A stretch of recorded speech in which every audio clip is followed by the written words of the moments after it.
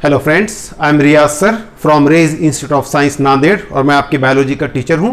आज का हमारा टॉपिक है इंट्रोडक्शन टू बायोलॉजी, जिसमें हम बायोलॉजी के बारे में बेसिक लेकिन बहुत ज़्यादा इंपॉर्टेंट बातें आपको बताने वाले हैं। आप चाहे जिस किसी क्लास के हो, आज का ये लेक्चर आपके लिए बहुत ज़्यादा यूजफुल रहेगा। ओके, फर्स्ट ऑफ ऑल हम बायोलॉजी पढ़ने वाले हैं, तो हमको सबसे पहले ये पता होना चाहिए कि बायोलॉजी क्या है। ऑब्वियसली आप में से मैक्सिमम लोगों को ये पता ही होगा कि biology is a branch of science. Biology science का एक ब्रांच है जिसके अंदर हम लिविंग ऑर्गेनिज्म की स्टडी करते हैं। इसके अलावा बायोलॉजी ये वर्ड सुनते ही आपको बॉटनी, जूलॉजी, उसके ये ब्रांचेस और ऐसे ढेर सारे और ब्रांचेस भी आपको याद आएंगे या आपको ये बातें मालूम है। फर्स्ट ऑफ ऑल बायोलॉजी, अगर हम वर्ड बायोलॉजी पर गौर करते हैं तो बायोलॉजी ये अपने आप में है तो ये एक वर्ड, लेकिन इसमें दो वर्ड है। एक है बायो और दूसरा है लॉजी। बायो का मतलब होता है लिविंग या लाइफ और लॉजी का मतलब होता है स्टडी। याद रखिए, जहां भी लॉजी ये वर्ड लग जाता है तो उसका मतलब होता है स्टडी, उसकी किसी चीज की स्टडी करना। इस हिसाब से बायोलॉजी यानी living study, that means biology को आप इस तरह से डिफाइन कर सकते हैं, the study of living organism और लाइफ, यानी जिंदा चीजों की स्टडी करना, लिविंग ऑर्गेनिज्म की स्टडी करना क्या कहलाएगा? बायोलॉजी कहलाएगा। बायोलॉजी में हम यही करने वाले हैं। आप यहां पर लिविंग ऑर्गेनिज्म और लाइफ ऐसे दो अलग अलग आपने चीजों को ऑब्जर्व किया है। सबसे पहले तो हम ये देखते हैं कि लाइफ क्या है। लाइफ क्या है, जिंदगी क्या है, जीवन क्या है। लाइफ को बहुत लोग अपने अपने तरीके से जो है आपको समझा सकते हैं कि जिंदगी ये है, जिंदगी का पर्पस क्या है, हम जिंदगी में क्यों आए एंड सो ऑन। लेकिन हम बायोलॉजी के हिसाब से और बहुत बेसिक अगर हम कंसेप्ट के हिसाब से सोचते हैं तो लाइफ क्या है। लाइफ को हम इस तरह से समझा सकते हैं, the period between birth and death, यानी जन्म से लेकर मृत्यु तक, हमारे पैदा होने से मरने के बीच का जो टाइम है, जो समय है, हम उसे क्या कहेंगे? लाइफ कहेंगे। आपने देखा अभी कि लाइफ मींस व्हाट, हमने क्या बताया? The period between birth and death. Okay, इसके अलावा आपने एक बात और ऑब्जर्व किया है यहां पर, लिविंग ऑर्गेनिज्म। ऑर्गेनिज्म आप जानते हैं कि ऑर्गेनिज्म लिविंग भी हो सकते हैं और नॉन लिविंग भी हो सकते हैं। अगर हम नॉन लिविंग ऑर्गेनिज्म की बात करेंगे तो ये board, marker, fan, chair, camera and so on, ये सारे की सारी चीजें क्या है? नॉन लिविंग ऑर्गेनिज्म है।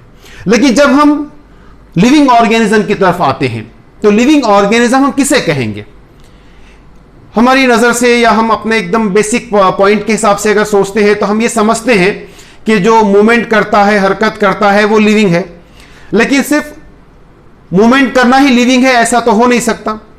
तो अगर किसी ऑर्गेनिज्म को हम लिविंग कहते हैं तो उसमें कौन कौन से कैरेक्टर्स होना चाहिए, और ये लिविंग ऑर्गेनिज्म हमें क्यों पढ़ना है? ऑब्वियसली हम बायोलॉजी पढ़ रहे हैं जिसमें हमको लिविंग ऑर्गेनिज्म की ही स्टडी करना है। लिविंग ऑर्गेनिज्म और उनके नंबर ऑफ जो अलग अलग उनके टाइप्स है, ये सारी चीजें हम बायोलॉजी में पढ़ने वाले हैं। जैसे मैंने अभी आपको बताया कि लिविंग ऑर्गेनिज्म हम किसे कहेंगे, तो लिविंग ऑर्गेनिज्म होने के कुछ कैरेक्टरिस्टिक्स होना चाहिए, यानी जिस किसी ऑर्गेनिज्म के अंदर ये कैरेक्टरिस्टिक्स होंगे हम उसे लिविंग ऑर्गेनिज्म कहेंगे। जिसमें सबसे पहले नंबर आता है सेल का। सबसे पहले सेल। सेल आपने सभी ने सुना ही होगा, सेल क्या होता है? पेशी कह लीजिए इसे या खलिया कह लीजिएगा। सेल क्या होता है? Cell is a basic structural and functional unit of life और लिविंग ऑर्गेनिज्म। आप देख सकते हैं कि cell is a basic structural and functional unit of living organism और लाइफ, यानी ऐसा कोई लिविंग नहीं जिसकी बॉडी में सेल नहीं। अब आप और हम, हमारे अलावा प्लांट्स और भी डिफरेंट ऑर्गेनिज्म की बात करते हैं, जो लिविंग है उन सब की बॉडी सेल से बनी है। जैसे मैंने कहा, सेल नहीं तो जीवन नहीं, ऐसा कोई लिविंग नहीं जिसकी बॉडी में सेल नहीं। अब सेल पर आते हैं। वैसे सेल अपने आप में काफी बड़ा टॉपिक है, बहुत बड़े चैप्टर्स आपको मिलेंगे सेल डिवीजन पर आने वाली क्लासेस के अंदर भी, और जैसे जैसे हम आगे बढ़ते रहेंगे हम उस बारे में और आपको इंफॉर्मेशन देते रहेंगे। पहली बात तो यह है कि सेल दो टाइप के हैं, एक है प्रोकैरियोटिक सेल और दूसरा है यूकैरियोटिक सेल। प्रोकैरियोटिक सेल और यूकैरियोटिक सेल। प्रोकैरियोटिक सेल जिसको आप प्रिमिटिव और बेसिक सेल भी कह सकते हैं, जो बैक्टीरिया की बॉडी में होता है, मतलब प्रोकैरियोटिक सेल का एग्जाम्पल बैक्टीरिया है। और दूसरी ओर है यूकैरियोटिक सेल। यूकैरियोटिक सेल जैसे आपके हमारे शरीर के अंदर प्लांट्स के बॉडी की अगर हम बात करेंगे तो हमारी बॉडी के अंदर जो सेल है वो कौन से सेल है? Eukaryotic cell. मैंने क्या कहा आपसे कि सेल दो टाइप के होते हैं, एक होता है प्रोकैरियोटिक सेल और दूसरी ओर मिलेगा आपको यूकैरियोटिक सेल। प्रोकैरियोटिक का बेस्ट एग्जांपल है बैक्टीरिया, जबकि यूकैरियोटिक सेल के बारे में अगर हम बात करेंगे तो प्लांट, एनिमल और भी है, आगे आगे हम देखेंगे। तो यूकैरियोटिक के एग्जांपल हो सकते हैं प्लांट और एनिमल। ओके, सेल जैसे मैंने कहा कि हमारी बॉडी भी सेल से बनी है, वैसे हम तो है पूरे के पूरे ऑर्गेनिज्म, लेकिन ऑर्गेनिज्म के बॉडी में जो ऑर्गेनिज्म है उनकी बॉडी में ऑर्गन सिस्टम होता है। ऑर्गन सिस्टम कैसे बनता है? ऑर्गन से। ऑर्गन कैसे बनते हैं? टिश्यू से। और टिश्यू कैसे बनता है? सेल से। तो इस हिसाब से सेल क्या हो गया? किसी भी लिविंग ऑर्गेनिज्म का बेसिक स्ट्रक्चरल और फंक्शनल यूनिट हो गया है सेल। जैसे मैंने कहा, एक बार फिर से देखिए, सेल, कई सारे सेल मिलकर टिश्यू बनता है, टिश्यू से टिश्यू मिलकर ऑर्गन बनता है, और कई सारे ऑर्गन मिलकर ऑर्गन सिस्टम बनते हैं, और ऑर्गन सिस्टम के द्वारा पूरा का पूरा ऑर्गेनिज्म बनता है, लिविंग ऑर्गेनिज्म बनता है। यह हो गया सेल के बारे में। मतलब अगर हम कैरेक्टरिस्टिक्स ऑफ लिविंग ऑर्गेनिज्म की बात करेंगे तो सबसे पहले हमने आपको बताया सेल। Second, chemical reaction. सभी लिविंग ऑर्गेनिज्म की बॉडी में लगातार 24 घंटे केमिकल रिएक्शंस चलते रहते हैं। इस समय भी आपके, मेरी, सभी की बॉडी में, लिविंग ऑर्गेनिज्म की बॉडी में कंटिन्यूअस केमिकल रिएक्शंस चालू है, जैसे कि हमारा digestion, respiration, circulation, excretion and so on. So हम अपने नेक्स्ट लेक्चर में पूरे ऑर्गन सिस्टम्स के बारे में आपको बताने वाले हैं। जैसे मैंने कहा, केमिकल रिएक्शंस। केमिकल रिएक्शन, आपने मेटाबॉलिज्म तो सुना ही होगा सभी ने। मेटाबॉलिज्म, मेटाबॉलिज्म मतलब क्या? उसका अगर डिफाइन किया जाए तो sum total of all chemical reaction, sum SUM, sum total of all chemical reaction. हमारे शरीर में चलने वाले सारे केमिकल रिएक्शन को हम कलेक्टिवली क्या कह सकते हैं? मेटाबॉलिज्म कह सकते हैं। अब मेटाबॉलिज्म को आप इस तरह से डिवाइड कर सकते हैं, एनाबॉलिज्म और कैटाबॉलिज्म। एनाबॉलिज्म मतलब जब हमारे शरीर में कोई चीज सिंथेसिस होती है, बनती है, किसी चीज का बनना क्या कहलाएगा? एनाबॉलिज्म। और उसका टूटना, ब्रेक डाउन होना क्या कहलाएगा? कैटाबॉलिज्म। बहुत सिंपल सा एग्जांपल लेंगे हम। जब हम खाना खाते हैं, वेल डाइट अगर हम लेते हैं, तो हमारी बॉडी में एनर्जी बनती है। क्या बनती है? हमारी बॉडी में एनर्जी बनती है। एनर्जी का बनना एनाबॉलिज्म हुआ। और फिर हम डिफरेंट प्रोसेसेस परफॉर्म करने के लिए या डिफरेंट फंक्शंस परफॉर्म करने के लिए हमारी बॉडी की एनर्जी यूज होती है, जिसे हम क्या कहेंगे? कैटाबॉलिज्म। मतलब किसी चीज का बनना, फॉर एग्जांपल एनर्जी का बनना, क्या कहलाएगा? एनाबॉलिज्म। और उसका टूटना, टूटकर यूज होना, टूटना मींस यूज होना, क्या कहलाएगा? कैटाबॉलिज्म।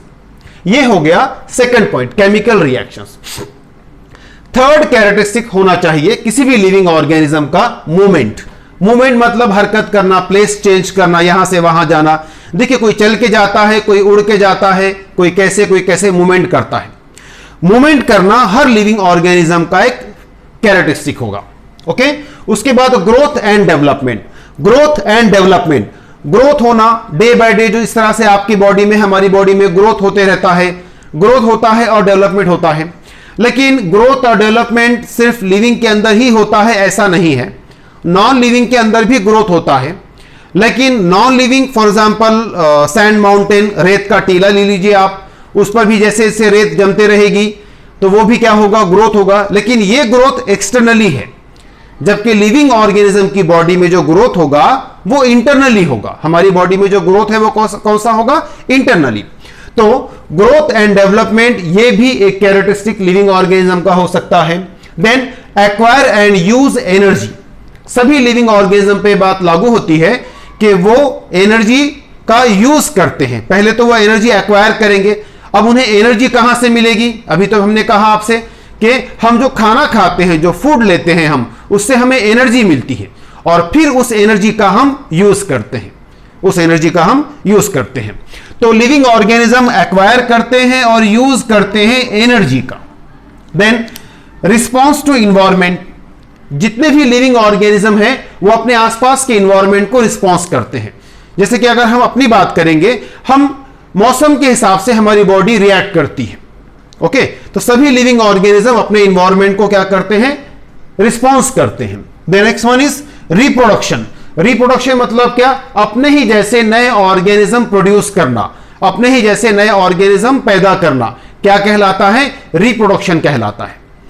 अभी रिप्रोडक्शन में बहुत अलग अलग हम पॉइंट्स बताएंगे आपको बाद में। रिप्रोडक्शन मेजरली अगर देखा जाए तो असेक्सुअल और सेक्सुअल, इस तरह से उनको क्लासिफाई किया जाएगा। हम जैसे जैसे आगे बढ़ते रहेंगे बहुत सारे पॉइंट्स हमारे सामने आते रहेंगे। So all these are the characteristics of living organism. यहां पर हमने क्या क्या देखा कि सभी लिविंग ऑर्गेनिज्म की बॉडी सेल से बनी है। लिविंग ऑर्गेनिज्म की बॉडी में लगातार केमिकल रिएक्शंस होते रहते हैं। लिविंग ऑर्गेनिज्म मूवमेंट करते हैं, वो एक जगह से दूसरी जगह जाते हैं। लिविंग ऑर्गेनिज्म ग्रोथ और डेवलपमेंट होता है। लिविंग ऑर्गेनिज्म एक्वायर करते हैं और यूज करते हैं एनर्जी का, और ऑब्वियसली ये एनर्जी उन्हें कहां से मिलेगी, फूड से मिलेगी। लिविंग ऑर्गेनिज्म अपने इन्वायरमेंट को रिस्पॉन्स करते हैं और लिविंग ऑर्गेनिज्म रिप्रोडक्शन करते हैं। ऐसा नहीं है कि जो रिप्रोडक्शन नहीं करते वो लिविंग नहीं है। जैसे कि अगर हम बात करेंगे, अगर कोई इनफर्टाइल कपल है जिनकी कोई औलाद नहीं है, जिन्होंने रिप्रोडक्शन नहीं किया है, तो क्या वो लिविंग नहीं है, वो भी लिविंग है। अगर हम बात करते हैं म्यूल की, खच्चर की, वो भी लिविंग है। अगर हम बात करते हैं हनी बीज की, तो वो भी लिविंग है, हालांकि वो रिप्रोडक्शन नहीं करते। इसलिए रिप्रोडक्शन हो गया या ग्रोथ एंड डेवलपमेंट हो गया, हम इन्हें सिर्फ और सिर्फ लिविंग की कैरेक्टरिस्टिक्स है ऐसा नहीं कह सकते। आई बात समझ में? तो देखते हैं आगे। ये हमने आपको इतने पॉइंट बता दिया। अब लिविंग ऑर्गेनिज्म और नॉन लिविंग ऑर्गेनिज्म, जैसे मैंने बताया कि लिविंग ऑर्गेनिज्म यूनिसेलुलर भी हो सकते हैं और वो मल्टी सेलुलर भी हो सकते हैं। यूनिसेलुलर ऑब्वियसली जिनकी बॉडी सिर्फ एक सेल से बनी है, एग्जाम्पल बैक्टीरिया। अब उनकी पूरी बॉडी, उनका पूरा जीवन एक ही सेल का होगा। ओके, तो सारे के सारे जो प्रोसेसेस होंगे वो सिंगल सेल से ही होंगे। But we are multicellular. यहीं पर हम मल्टी सेलुलर के बारे में देखते हैं तो प्लांट और एनिमल और भी है आगे। प्लांट और एनिमल ये दोनों मल्टी सेलुलर का एग्जाम्पल है। हमारी बॉडी सर से लेके पैर तक मल्टीपल सेल से बनी है, यानी कि हम मल्टी सेलुलर ऑर्गेनिज्म है। सेल का क्या इंपॉर्टेंस है आप जानते हैं। सेल, जैसे मैंने कहा आपसे कि सेल प्रोकैरियोटिक हो सकते हैं और यूकैरियोटिक हो सकते हैं, लेकिन लिविंग ऑर्गेनिज्म को क्लासिफाई करने का, लिविंग ऑर्गेनिज्म को समझाने का एक फिक्स मेथड होना चाहिए। जैसे कि लिविंग सोचते ही हम अपने माइंड में लाते हैं कि प्लांट होगा या एनिमल होगा। ऐसे तो नहीं होगा कि सिर्फ एनिमल और प्लांट ही लिविंग है और बाकी लिविंग नहीं है। तो लिविंग ऑर्गेनिज्म को क्लासिफाई करने का, लिविंग ऑर्गेनिज्म को समझाने का एक बेस्ट मेथड है 5 किंगडम सिस्टम। कौन सा मेथड है ये? 5 kingdom system. R.H. Whittaker, Robert Harding Whittaker नाम के साइंटिस्ट ने 1969 के अंदर इसके बारे में हमें बताया है। 5 किंगडम सिस्टम में हम ये देखने वाले हैं कि सभी लिविंग ऑर्गेनिज्म को अलग अलग 5 किंगडम्स में डिवाइड किया गया है। और वो 5 किंगडम सिस्टम क्या है?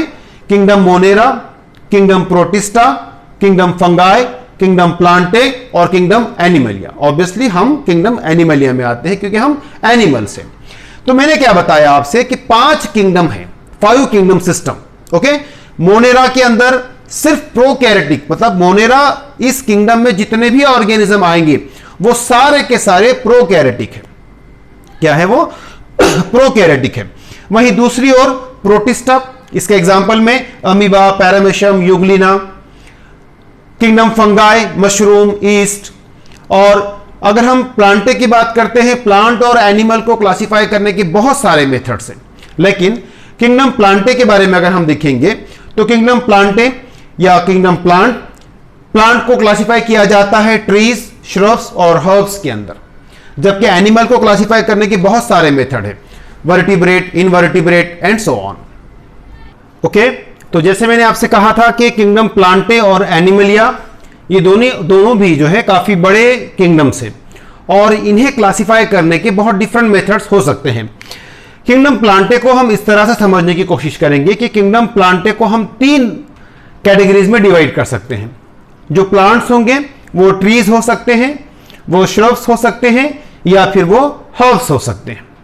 लेकिन किंगडम एनिमलिया के बारे में अगर हम बात करेंगे तो किंगडम एनिमलिया को हम वर्टिब्रेट्स और इनवर्टिब्रेट्स इस तरह से क्लासिफाई कर सकते हैं। वर्टिब्रेट्स मतलब पाठीशा कना अस्नेले, यानी जिन ऐसे एनिमल जिनके पीठ में रीढ़ की हड्डी होती है उन्हें हम कहेंगे वर्टिब्रेट्स। फॉर एग्जांपल हम ह्यूमन बीइंग और भी एनिमल्स।